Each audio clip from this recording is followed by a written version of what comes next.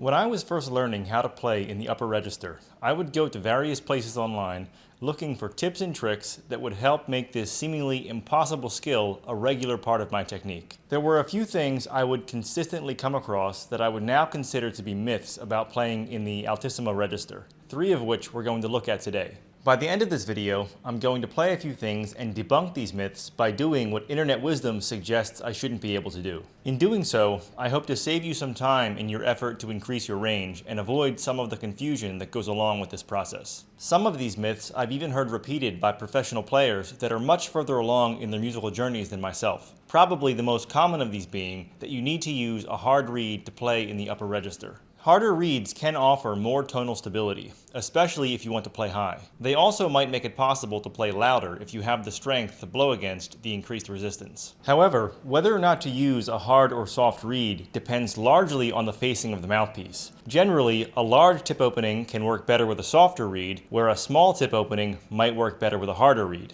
So for this myth, I'm going to play on a reed that would typically be considered way too soft for the mouthpiece I'm using. Which brings me to myth number 2. In order to play reliably in the upper register, it's necessary to use a high note mouthpiece. Typically, when someone thinks of a high note mouthpiece, what they have in mind is something with a high baffle, a small chamber, and a moderate to large tip opening. But what this formula is going to give you is a loud and bright mouthpiece. There are certainly no shortage of great saxophonists who use a setup like this that employ lots of altissimo in their playing. Although the reason for this has more to do with the acoustic requirements of their gigs, namely the need to be very loud and be heard within a mix of other loud instruments. Give any of these saxophonists a so-called student mouthpiece, like a Yamaha 4C, and they'd be able to play just as high as their loud and bright setup. So to debunk this myth, I'm going to be playing on a Bisher or Busher mouthpiece from the 1930s that has a smaller tip opening than almost anything available on the market today, and a larger chamber as well. In addition, there is no baffle, so this would be pretty much the opposite of a high note mouthpiece. Finally, there is one myth that is less common, but I did come across it on more than one occasion.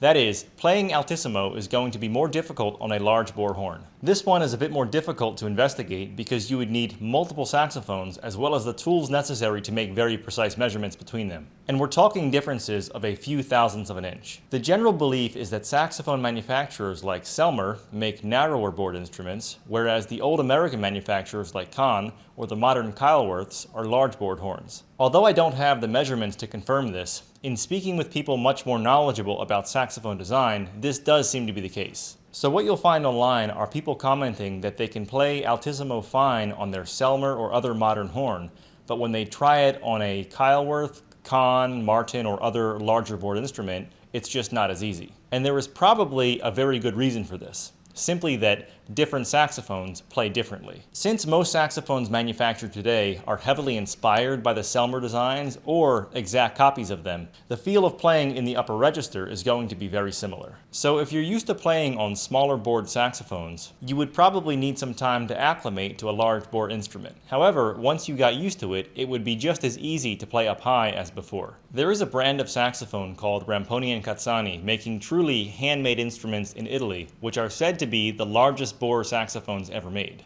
By the logic of this myth, altissimo should be most difficult on these instruments. In a previous video, I played one of their sopranos up to an altissimo D sharp, and any difficulty I had in playing in that register had nothing to do with the bore size and everything to do with my relative inexperience with the soprano sax. To debunk these 3 myths, here are a few clips I worked out in just a few minutes on this setup with a very, very soft reed, a mouthpiece without any of the features typically thought to be needed to play high notes, on a large bore Kyleworth SX90.